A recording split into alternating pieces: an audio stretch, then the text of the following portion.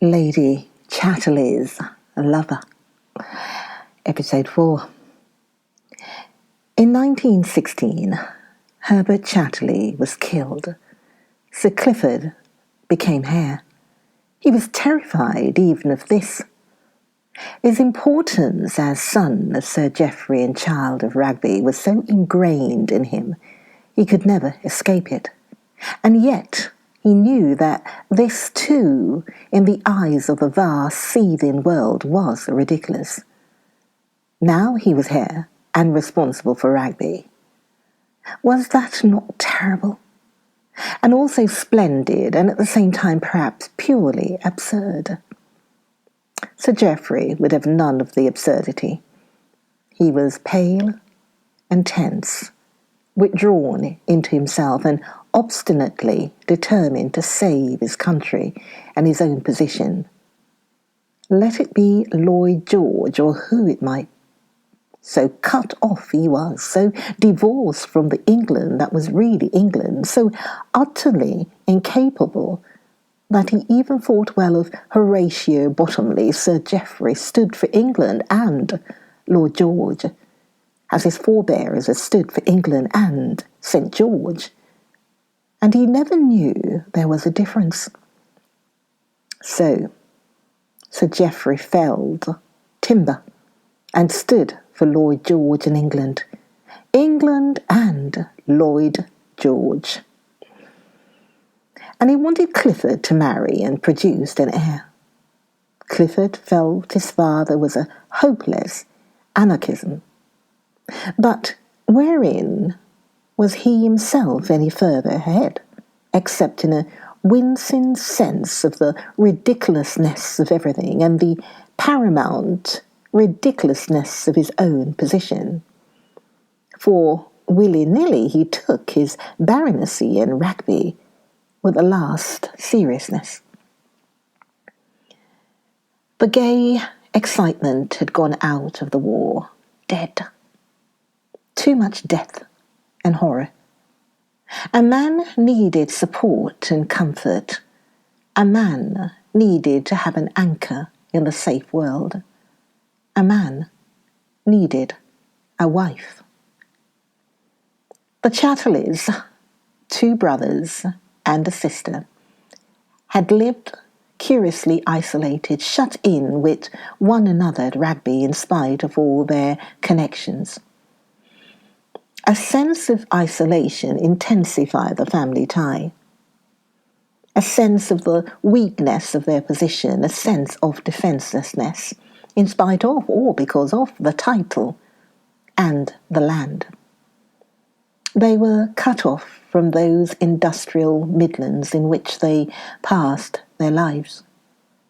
And they were cut off from their own class by the brooding, obstinate, shut-up nature of Sir Geoffrey, their father, whom they ridiculed, but whom they were so sensitive about.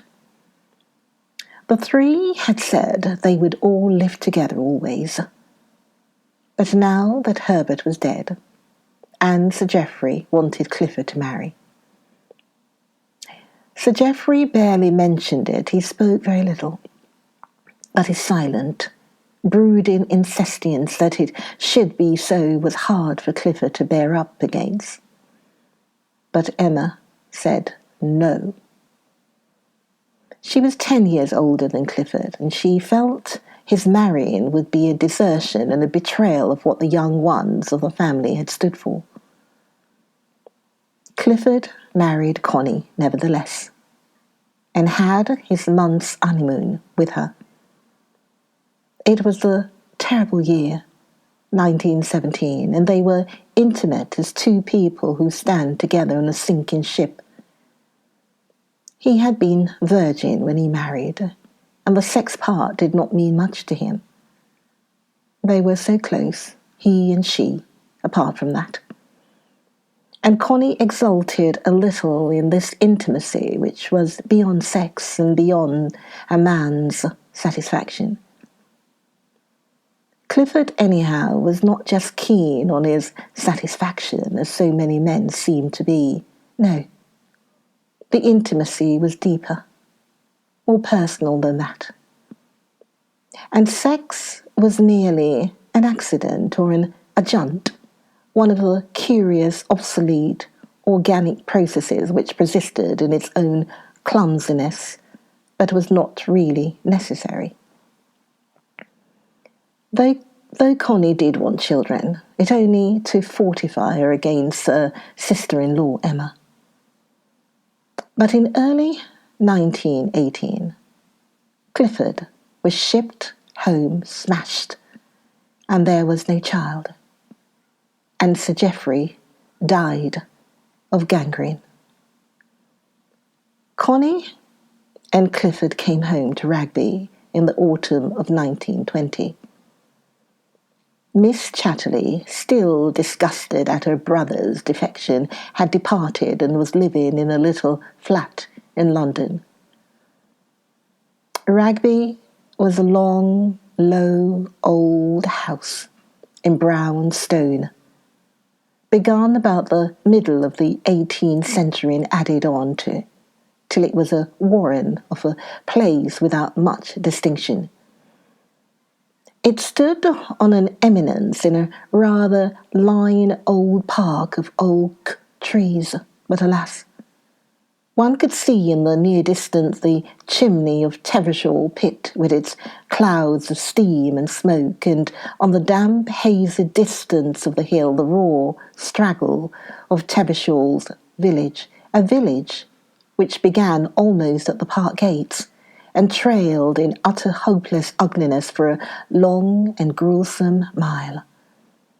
Houses, rows of wretched, small, begrimed brick houses with black slate roofs for lids, sharp angles and wilful black dariness. Connie was accustomed to Kensington, or to the Scotch hills, or the Sussex downs. That was her England. With the stoicism of the young, she took in the utter soulless ugliness of the coal and iron Midlands at a glance, and left it at what it was. Unbelievable, and not to be thought about. From the rather dismal rooms at Rugby, she heard the rattle of the screens at the pit, the puff of the wind-winding engine, the clink of shunting trucks, and the hoarse little whistle of the colliery locomotives. Tevershaw Pit Bank was burning, had been burning for years, and it would cost thousands to put it out, so it had to burn. And when the wind was that way, which was often, the house was full of the stench of this sulphurous combustion of the earth's excrement. But even on windless days, the air always smelt of something on the earth: sulphur, iron, coal, or acid. And even on the Christmas roses, the smut settled persistently, incredible, like black manna from the skies of doom. Well, there it was, fated like the rest of things. It was rather awful. But why kick? You couldn't kick it away. It just went on. Life, like all the rest. On the low, dark ceiling of cloud at night, red blotches burnt and quavered, dampling and swelling and contracting like burns that give pain. It was the furnaces.